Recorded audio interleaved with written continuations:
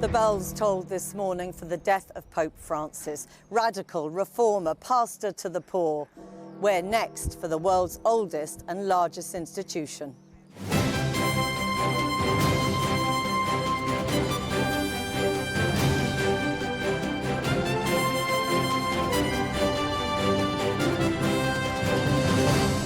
Cari fratelli e sorelle, buona Pasqua. Pope Francis has died after a long illness. He was able to proclaim the key doctrine of his faith, the resurrection of Christ, one final time in the Easter sunshine here yesterday. The first non-European to take the office for nearly a millennium. He was a pope who waded into politics, spoke of climate change and the horrors of war, and eschewed the trappings of office. But he leaves behind him a contested legacy of reforms and changes to the Catholic Church. After his papacy, the Church is a little more liberal to homosexuals and the divorced, a little more accepting of women in leadership roles, and a little less dominated by Europeans. When the cardinals gather here in conclave to choose a successor, they will need to choose between those who thought his changes went too far and those who thought he didn't go far enough. Some crowds have already gathered here in St. Peter's Square to pay their respects over the next week. In our first report tonight, here's Kamian Zeram. Just yesterday, on Easter Sunday, a few hours before Pope Francis would, in the words of the Vatican, return to the home of the Father, he gave his last ever public address. Cari fratelli e sorelle, buona Pasqua. Brothers and sisters, happy Easter, he said. A final ride round St. Peter's Square in the Popemobile, even a thumbs up, despite struggling with his own illness for several months. Hello. So good to see you. A last visit from the US Vice President J.D. Vance, but then, early this morning, Cardinal Kevin Farrell shared with the world's 1.4 billion Catholics the Pope had now passed away. Con profondo dolore. It is with profound sadness I must announce the death of our Holy Father, Francis.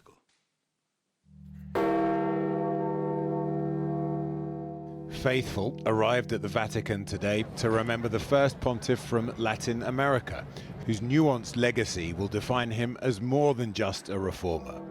Tributes arrived from leaders the world over.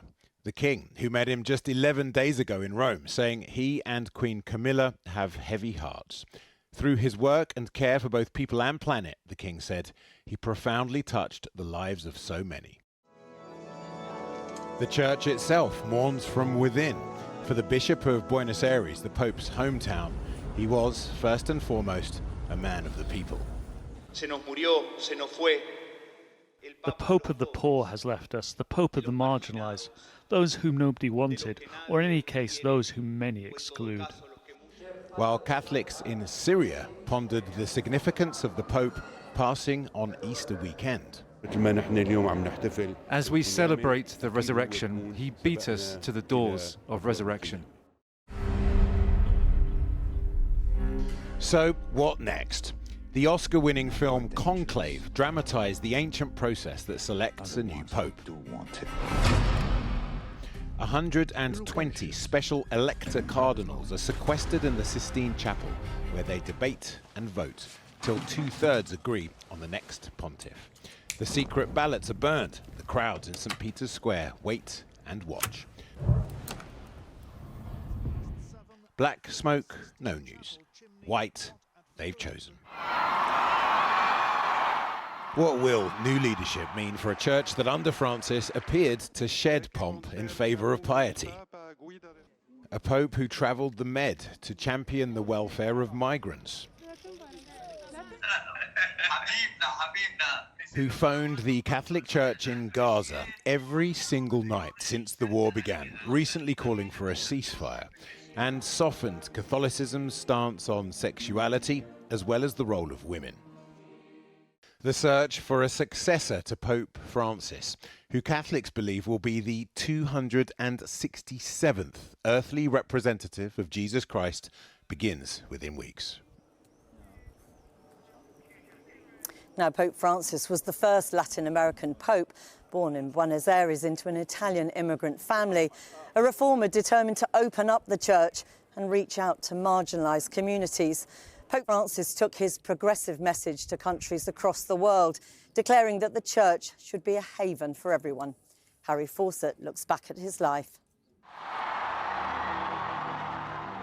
It was March 2013 that Jorge Bergoglio, Archbishop of Buenos Aires, became the 266th Pope of the Roman Catholic Church. Let's go straight to the square now. There's a huge roar going up, and I suspect that means that the French cardinal who will announce who this Pope is on the dais. Habemus Papam. But even among so many predecessors over so many hundreds of years, his was a papacy that was destined to stand out. The first pope from outside Europe in more than a millennium, the first ever from South America. Buonasera. And the first since 1415 to take over from a still living predecessor after the resignation of Pope Benedict. A transition portrayed on film between a conservative, austere pope criticised for his handling of clerical child abuse scandals and a man fit to give the church a more modern, more personable face. You're the right person. Church needs to change, and you could be that change. It could never be me. But Pope Francis it would be, a name chosen to communicate humility, connection to the poor. His early papal visits recalled the rapturous receptions for John Paul II, Pope Francis displaying similar public warmth and even star power. Born in Argentina in 1936, of Italian heritage, Jorge Bergoglio suffered pleurisy as a young man and had part of a lung removed, a sign of respiratory problems to come. He found his vocation aged 22 and rose through the ranks of the church during the disappearances of the so-called Dirty War of the 1970s. He always denied accusations he submitted to the military dictatorship of Jorge Videla, telling a biographer he intervened with him secretly to save lives. At the height of international concern about HIV/AIDS, he kissed and washed the feet of sufferers, trying to end the stigma. And he favoured simple digs and public transport over official cars and residences. For all the shift in tone that brought his papacy, he was no arch-liberal. He followed traditional doctrine on the ordination of women and on gay marriage. He led a landmark Vatican conference on child sex abuse, kissing the hand of a survivor, but drawing criticism from many others who accused him merely of repeating general promises. I make a heartfelt appeal for an all-out battle against the abuse of minors, both sexually and in other areas, on the part of all authorities and individuals, for we are dealing with abominable crimes that must be erased from the face of the earth. He wasn't afraid to take on other political issues, advocating on behalf of refugees, urging negotiations to end the war in Ukraine. He advocated too for greater tolerance of LGBT members of the church, saying priests should be allowed in some circumstances to bless same-sex unions. Condemning a person like that is a sin. Criminalising people of homosexual tendencies is an injustice. But last year the Vatican had to apologise after the Pope was quoted as telling bishops, using an anti-gay slur, that there was already too much homosexuality in Catholic seminaries. Since early 2023, the severity of Pope Francis's health problems had been becoming ever clearer. His last years marked by repeated bouts of breathing difficulties, flu, bronchitis, intestinal surgery, as well as deteriorating mobility. But they were also marked by what many saw as the culmination of his papacy. A 3-year project soliciting opinion from throughout the Catholic communion as he strove for reform in the face of conservative opposition. It was an approach that reflected two prominent aspects of his personality, humility and ambition juxtaposed. And through it all, a veil of steeliness, on display again in the last days of his life, a determination to mark Easter Sunday to the fullest of his capabilities, perhaps even beyond them. Well, a short time ago, Krishnan Gurumurthy spoke to Cardinal Vincent Nichols, the Archbishop of Westminster, and began by asking about Francis's strengths and why he was so effective as Pope. Well, I think the measure of sadness and messages that are emerging today indicates that indeed he had a reach and a capacity to touch people that was very immense. So I think his gifts were in meeting people and engaging with them and giving the sense that at this moment you were the most important thing in my heart and in my thoughts. That then translated into a remarkable ability to capture things in a gesture. So I remember well his greeting of a man with a terribly deformed face in St. Peter's Square in front of all the cameras. I mean, he seemed to come down on sides, didn't he? I mean, you know, he was critical of President Trump's immigration plans of putting up walls.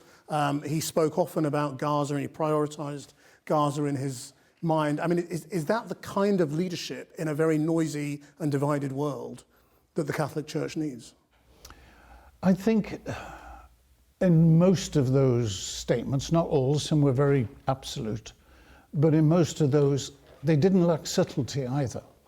It was partly the way they're interpreted, but he met Vance. While he knew how to get a headline, he also knew when it was necessary what diplomacy demanded. He has managed to shape the conclave very effectively by appointing a huge number of cardinals who will be voting. Does that make his legacy more permanent, do you think? I've never been to a conclave, so I don't understand as yet the internal dynamics. And I read the book, but I haven't seen the film, so I'm really looking forward to this. And do you go as an individual, or do you go as a representative? Oh, I think I go as an individual cardinal. And being a cardinal is to be an advisor to the Pope. And in the Pope's role, not so much as the Bishop of Rome, but as the universal head of the Church. So I think my perspective would have to be the broad one, rather than representing England and Wales and maybe wondering which football team they support. Would you like the Church to continue in the direction that Francis had taken it? I wouldn't want to suggest that the direction in which he's taken it is some radical departure from a central core of conviction and faith. I mean, many of his stances on things were, in one sense, quite traditional. They fitted in the voice of the Church because he was a man of the Church. Given the Pope had said very compassionate things about, you know, the LGBT community, migrants, all that, could the next Pope roll all of that back? I suppose he could. I wouldn't expect that. Because the reality of the Church, I hope and pray, is one that has a steady heartbeat. And it's not the same as the political observation and analysis into progressive or conservative. That's a step away, and that's an interpretive tool that's used, and not always helpfully. Just finally, somebody said this was as perfect a death for a Pope as it could be on Easter Monday. It's a wonderful day on which to be called home, because it's precisely the day on which Jesus appeared to his disciples and encouraged them, told them to keep going, and he's come and taken him home. Cardinal Vincent, thank you very much. Pleasure. Well, with me now is Gerard O'Connell, a journalist specialising in the Vatican and author of The Election of Pope Francis, an inside story of the conclave that changed history. Thank you so much for joining us this evening. You knew Pope Francis well, so a very sad personal day for you today. Absolutely. When I knew him for more than 20 years, but yesterday I saw him close up, and I had the feeling that he was going to the house of the Father, as the Vatican said. Because that is the extraordinary thing. He was here yesterday with his Easter blessing, which is why, despite the fact he'd been unwell, I think the death has taken so many people.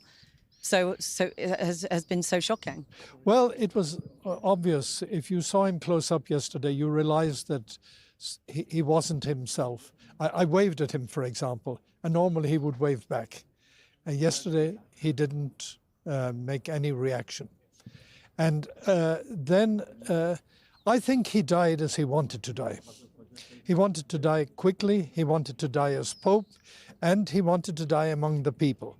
And yesterday he came here onto the balcony where he was presented to the world 13 years ago, well, 12 years ago, and he gave his last blessing to the people. And then he drove in the Jeep around the square, and that was something extraordinary that nobody had expected. Because the people were so important to this Pope, weren't they? He set his intentions very early by calling himself Francis, after Francis of Assisi, devoted to the poor, to the disenfranchised. That presumably is what he would like his legacy to be. Yes, he wanted his legacy to be as one of the people. He never saw himself above anybody. Even the poorest, the sickest, the most miserable person in the world from the world standards, he would be at that level. And he really, my experience of him over the years, he always cared about you, about the person. He wanted to know what was happening in your life. And he was so deeply disturbed by what he was seeing in Gaza, what he was seeing in Ukraine, what he's seeing in... He spoke about that constantly, didn't he? Yes, and in his last speech yesterday, which he didn't read, but he had approved, he had kind of worked on that speech, he touched on all the issues that have been central to his pontificate. I mean, that issue of being inclusive, of opening up the church, was one of the reasons why Conservatives took such issue with him. Well, people like to think of themselves as better than others, as purer than others, as more Christian than others. Francis never saw the world like that. He felt he looked at you, he said, you have problems, so do I. You're a sinner, so am I. But he understood the tension, didn't he, between trying to be an open church, but maintaining the fact that this is a church that measures change in centuries, not months or years. Yes, but he was a very political pope.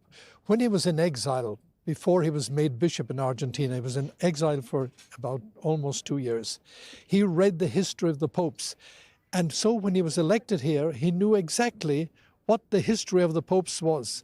And as pope, he understood his central role was to keep unity in the church, to keep the church together. Which makes reform, which makes change very difficult, doesn't it? And he was a disappointment to some, wasn't he? No, well, it doesn't make change difference. It means that you recognize the riches that are in the different groupings. They're not all the same. They come with different talents. And that was what his message was. You know, we have many riches. Let's not exclude. Let's include all of those riches. And they may be contrasting positions, but they still are what we are as a church. Gerald O'Connell, thank you very much for joining us Thank today. you very much. Thank you. Well, mourners began gathering at Westminster Cathedral in central London as soon as the news emerged this morning, and there was a special mass for him there tonight. Francis Reid is there. Yes, well, hundreds of people have gathered here this evening. They've been inside the cathedral lighting candles because, of course, there are millions of Catholics living right across the UK. So many large communities here in London, Liverpool, Glasgow, right across Northern Ireland as well. So these special requiem masses that have been held for Pope Francis right across the country.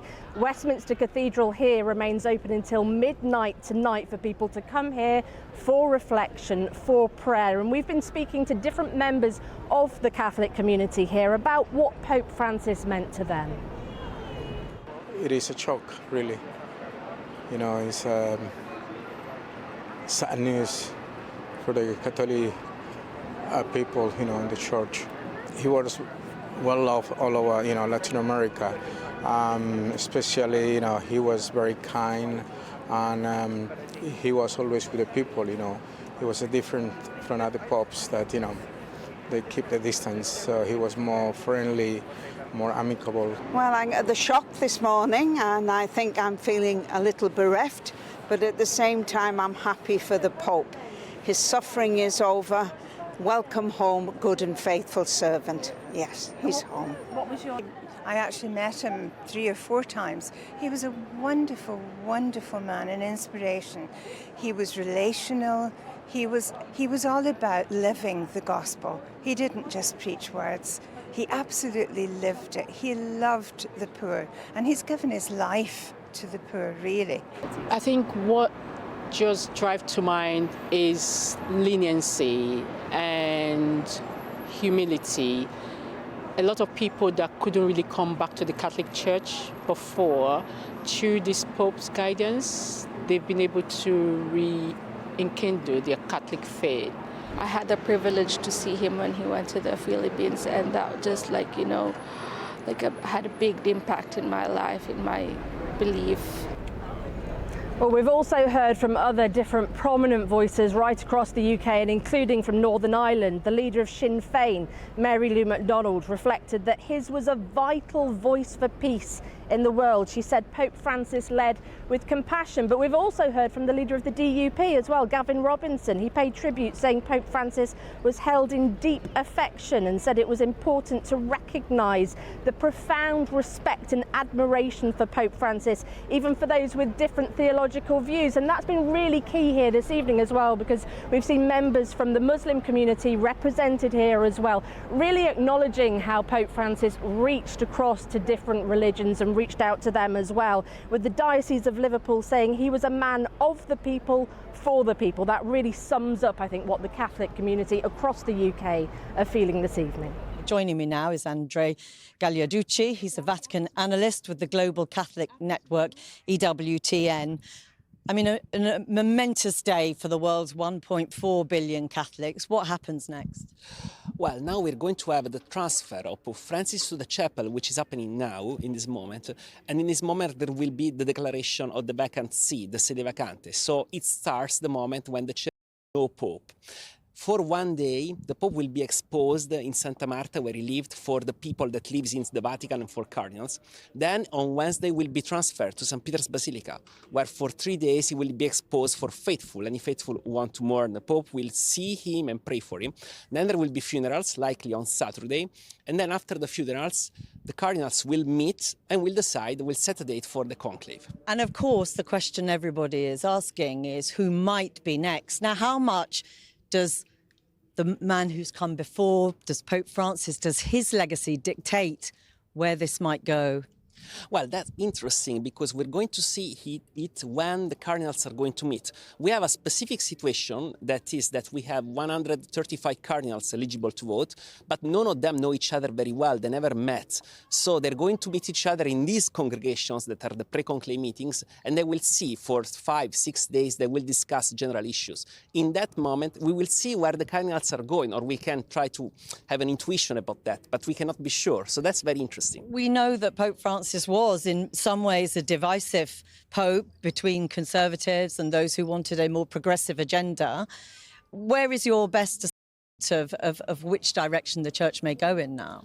Well, I think they will look for a normalizer now, so somebody that will not quit with the reforms of Pope Francis, but will tend to normalize everything to a different pace. I mean, we need time to set the canon law, to set the theology, to understand what happens, and also time to set up the governance of the church again. So they will look for somebody that will normalize, not as much as Pope Francis was so outgoing and very present in the media. So you think it will be in personality and, in a sense, political, theological terms, a very different character?